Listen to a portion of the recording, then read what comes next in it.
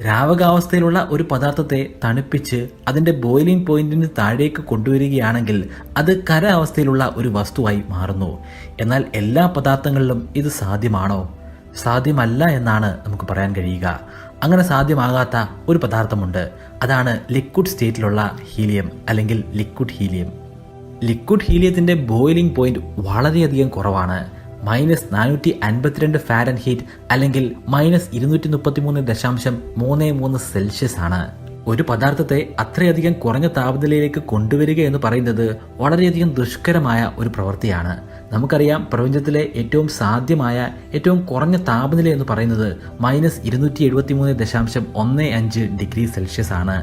അതിനോട് വളരെയധികം അടുത്ത് കിടക്കുന്ന ഒരു താപനിലയിലേക്കാണ് ലിക്വിഡ് സ്റ്റേറ്റിലുള്ള ഹീലിയത്തിനെ എത്തിക്കേണ്ടത്. നമുക്ക് ആ ഒരു താപനിലയിലേക്ക് എത്തിക്കാൻ സാധ്യമായി കഴിഞ്ഞാൽ പിന്നെ ഹീലിയം ലിക്വിഡ് വിചിത്രമായിട്ടുള്ള വ്യത്യസ്തമായിട്ടുള്ള ഒരു പദാർത്ഥമായി മാറുകയാണ്. നിലവിലുള്ള ഫിസിക്സ് നിയമങ്ങൾ എല്ലാം അവിടെ തെറ്റിപ്പോകുന്നു. ഇതിന്റെ എല്ലാം കാരണക്കാരൻ ക്വാണ്ടം മെക്കാനിക്സും അതിന്റെ വിചിത്രമായ ചില പ്രോപ്പർട്ടികളുമാണ്.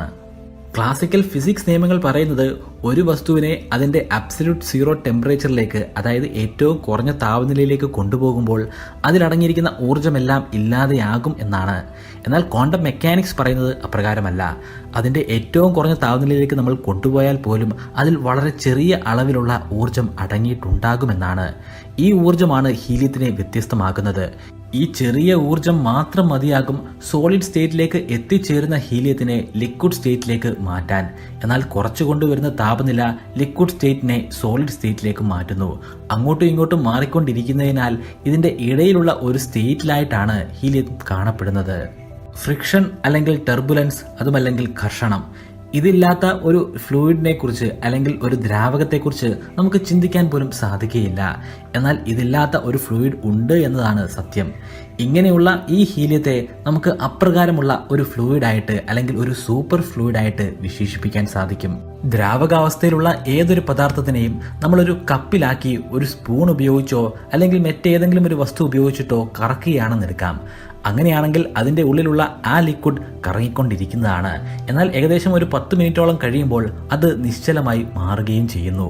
എന്നാൽ ആ കപ്പിലുള്ളത് ഒരു സൂപ്പർ ഫ്ലൂയിഡ് ആണെങ്കിലോ, നമ്മൾ 1,00,000 വർഷം കാത്തിരുന്നാൽ പോലും അത് നിശ്ചലമാകത്തില്ല. അത് നിരന്തരമായി കറങ്ങിക്കൊണ്ട് തന്നെ ഇരിക്കും. എന്താണ് ഇതിന്റെ പിന്നിലുള്ള കാരണമെന്ന് ഇതുവരെ വ്യക്തമായിട്ടില്ല. എന്നാൽ ഇതേ മേഖലയിൽ തന്നെ വ്യത്യസ്തമായിട്ടുള്ള നിരവധി പഠനങ്ങളാണ് ശാസ്ത്രലോകം നടപ്പിലാക്കിയിട്ടുള്ളത്. അതിലെ ഏറ്റവും സുപ്രധാനമായ പഠനത്തിന് 2001 ഫിസിക്സിനുള്ള നോബൽ സമ്മാനം ലഭ്യമായിരുന്നു. Subscribe this channel for more videos.